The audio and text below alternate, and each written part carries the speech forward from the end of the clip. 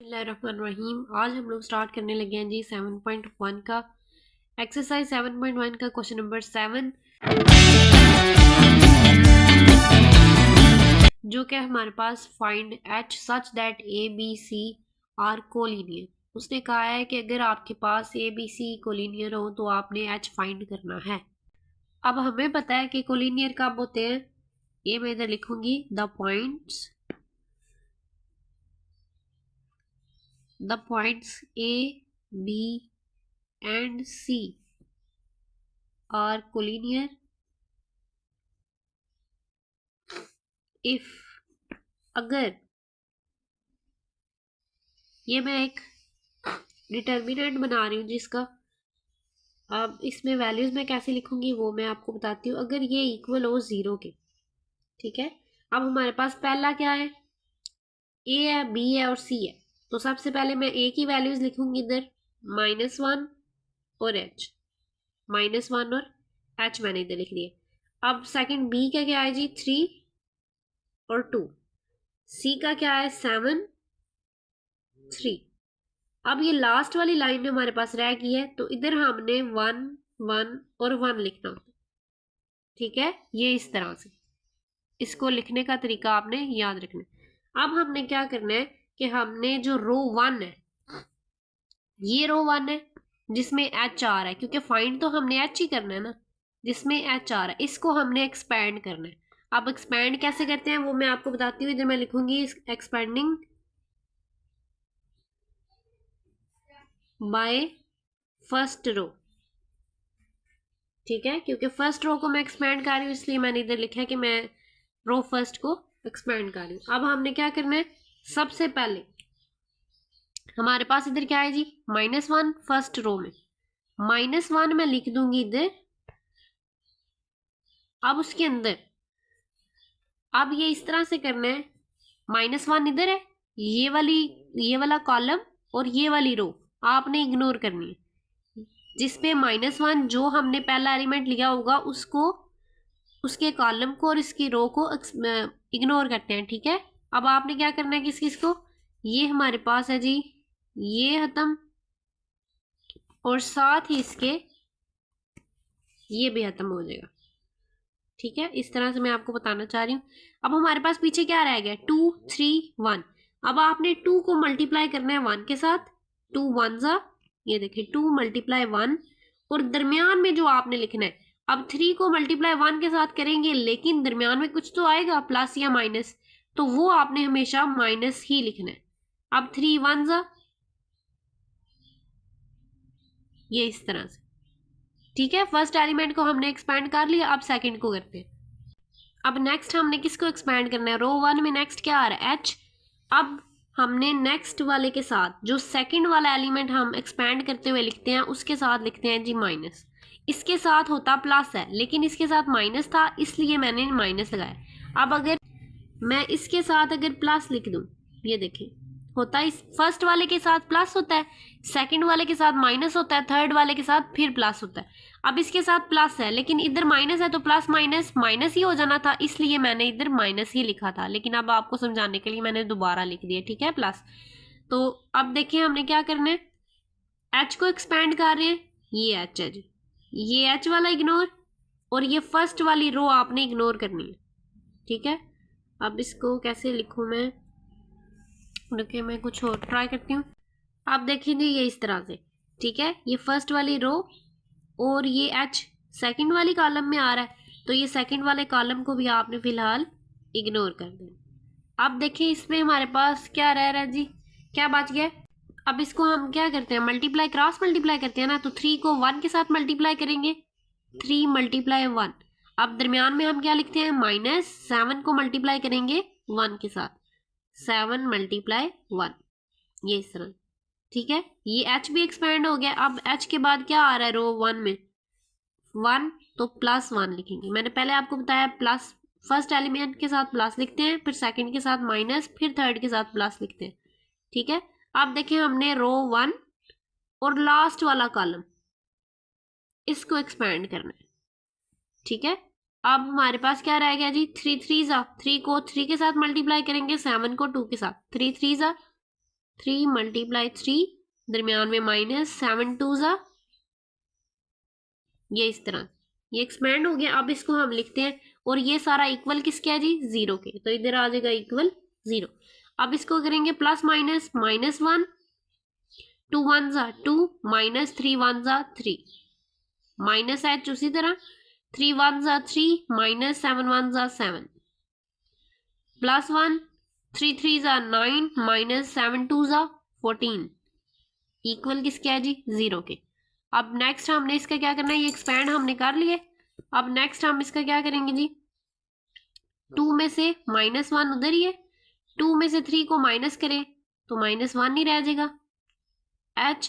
अब हमने क्या करना है, 3 - 7, 3 में से 7 को माइनस करें तो हमारे पास 4 आ जाएगा, -4, क्योंकि बड़ी वैल्यू के साथ माइनस है, +1, इधर क्या आएगा जी, 9 - 14, 14 में से अगर 9 को माइनस करें तो 5 आ जाता है, लेकिन बड़ी वैल्यू के साथ माइनस है तो इसलिए माइनस आए।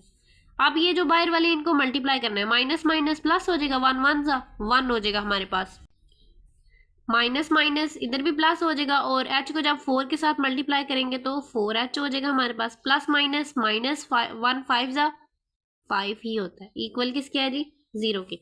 अब देखें इधर से मैं 5 को और 1 को दूसरी साइड पे लेके जा रही हूँ, 4h इधर ही रहेगा, 5 इधर माइनस हो रहा है दूसरी साइड पे जाके प्लस हो जाएगा, ये 1 इधर प्लस हो रहा है दूसरी साइड पे जाके माइनस हो जाएगा, सॉरी ये इस तरह से। अब 5 में से 1 को माइनस करें तो 4 आ जाएगा, इधर 4h है हमारे पास। अब h के साथ 4 क्या हो रहा है, मल्टीप्लाई, दूसरी साइड पे जाएगा तो डिवाइड हो जाएगा, तो ये 4 1 ज़ा 4 और 4 1 ज़ा 4, तो h का आंसर हमारे पास क्या आ गया जी, 1। यही हमने फाइंड करना था। नेक्स्ट क्वेश्चन है हमारे पास क्वेश्चन नंबर 8। इसमें the point A and B are end of a diameter of a circle, find the centre and radius of a circle.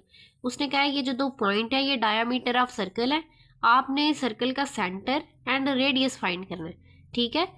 अगर अब हम क्या करेंगे कि हमने फाइंड करना है मिड पॉइंट ऑफ डायमीटर, क्योंकि डायमीटर का जो मिड पॉइंट होता है वो सर्कल का सेंटर होता है, तो मिड पॉइंट के फार्मूले के साथ हम इसको सॉल्व करेंगे। मैं इधर एक लाइन लिखती हूँ, the mid point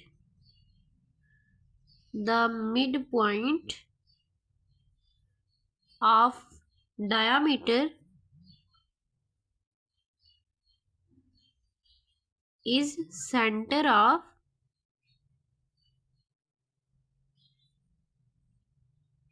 circle, is centre of circle by mid point formula.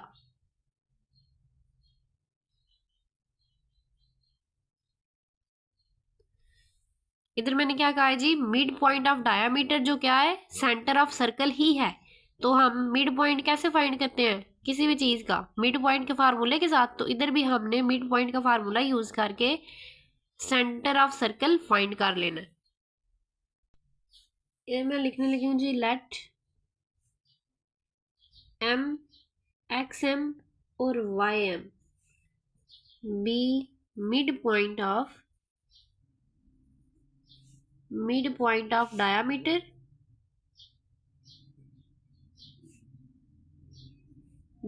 किसका फाइंड कर रहे हैं जी, ए और बी, उसने पॉइंट हमें दिए हुए तो उसका डायमीटर हम सॉरी मिड पॉइंट फाइंड करने लगे। अब देखें ये जो हमारे पास है, इधर मैंने ए बी लिख लिया ताकि पॉइंट हमें समझ आ जाए। अब ये जो हमारे पास मिड पॉइंट हम लेने लगे हैं एक्स एम और वाई एम, इसका क्या मतलब है। अब मिड पॉइंट में हमारे पास फार्मूला होता है x1 plus x2 over divide 2, इधर y1 प्लस y2 डिवाइड 2 होता है। अब इसका जो आंसर आएगा वो किसके इक्वल होगा, xm के, और ym किसके इक्वल होगा, जो इसका आंसर आएगा, ठीक है। तो इसको हम सॉल्व करते हैं। अब मैं इधर आपको बता दूं, x1 ये है, y1 हमारे पास ये है, x2 ये है और y2 ये है। तो इसमें सिर्फ वैल्यूज पुट करनी है। x1 क्या है जी, -5, प्लस x2 क्या है 5, डिवाइड बाय 2 आ जाएगा। y1 क्या है -2 और y2 हमारे पास क्या है जी -4, तो डिवाइड बाय 2। अब इसको आगे सॉल्व करते हैं, माइनस प्लस माइनस, तो 5 में से अगर 5 को ही माइनस कर दें तो हमारे पास क्या रह जाएगा 0। इसका मतलब है 0 डिवाइड होगा 2 के साथ।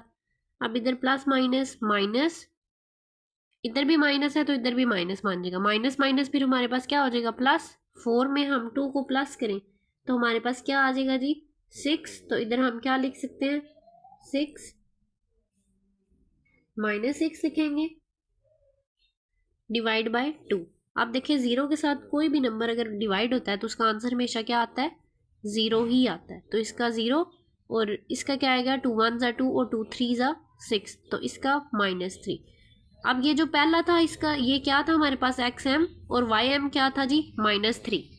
ये हमने फाइंड कर लिया है द मिड पॉइंट, सॉरी ये हमने क्या फाइंड किया है 10 मिड पॉइंट।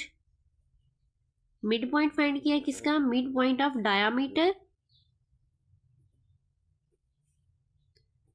AB। इसको हम मिड पॉइंट ऑफ डायामीटर भी कह सकते हैं और सेंटर ऑफ सर्कल भी कह सकते हैं, और centre of circle is M0 -3। ये हमारा आ गया, ठीक है आंसर। अब उसने हमें क्वेश्चन में 2 चीजें पूछी हैं, ठीक है इधर मैं आपको बताती हूँ। हमारे पास क्वेश्चन क्या है जी, उसने कहा है आपने फाइंड करना है centre and radius of a circle. Centre तो हमने फाइंड कर लिया, अब रह गया रेडियस ऑफ अ सर्कल, ये अब हम फाइंड करेंगे। तो इधर हम फाइंड करते हैं जी रेडियस ऑफ अ सर्कल। वो किस तरह से फाइंड करेंगे, इधर हम लिखेंगे, इधर हम फाइंड क्या कर रहे हैं जी फाइंडिंग, इधर बता देते हैं जी रेडियस हम फाइंड करने लगे हैं, ठीक है। अब रेडियस किस किस का फाइंड करना है, पॉइंट A का और -2, ये जो A वाला था हमारे पास, ठीक है, और M जो अभी हमने सेंटर ऑफ सर्कल निकाला है उसके साथ हमने डिस्टेंस फार्मूला लगाना है A और M पे। तो हमारे पास किसका फार्मूला आ जाएगा रेडियस का। अब हम इधर मैं फाइंड करने लगी हूँ जी AM। अब आपको पता है ये जिधर लिखते हैं इसका मतलब है डिस्टेंस फार्मूला लग रहा है x2 माइनस x1 का whole square plus y2 minus y1 का होल स्केयर। अब देखिए इधर A है तो इसका मतलब है x1 हमारे पास क्या होगा, x1 है हमारे पास ये, y1 है जी ये, x2 है ये और y2 है ये। अब इसमें सिर्फ वैल्यूज पुट करेंगे हम। डिस्टेंस फार्मूला आपको आता है जी, डिस्टेंस फार्मूला कई दफ़ा मैं बता चुकी हूँ, इधर भी मैं लिख देती हूँ ताकि अगर किसी को नहीं आता तो वो इधर से देख ले। x2 माइनस x1 का whole square plus y2 minus y1 का होल स्केयर, ये है डिस्टेंस फार्मूला। अब सबसे पहले x2 चाहिए हमें, तो x2 क्या है जी 0 माइनस x1 क्या है जी -5, तो इधर आ जाएगा -5 का स्केयर प्लस। अब नेक्स्ट हमने क्या करना है y2 चाहिए, y2 क्या है जी -3 माइनस y1 क्या है जी -2। अब देखिए 0 तो खत्म हो गया तो इसका -5 का स्केयर रह जाएगा, वो भी माइनस माइनस प्लस हो जाएगा, 5 का square plus minus minus plus हो गया, माइनस प्लस माइनस, 3 में से 2 को माइनस करें तो -1 आंसर आ जाएगा इसका। 5 का स्केयर लें 25 प्लस 1 का स्केयर लें तो हमारे पास इसका आंसर क्या आएगा जी √26। ये किसका आंसर आया AM का। इसका मतलब है so the radius of circle, circle का रेडियस फाइंड कर रहे थे इज √26 यूनिट्स। ये सॉरी ये इधर, so the radius of circle is √26 units. ये हमारे पास इसका आंसर है। और अगर आप लोगों ने मेरे चैनल को सब्सक्राइब नहीं किया तो काइंडली सब्सक्राइब कर दे। अगर कोई क्वेश्चन है आपको किसी जगह से समझ नहीं आई तो आप लोग मुझे कमेंट करके पूछ सकते हैं।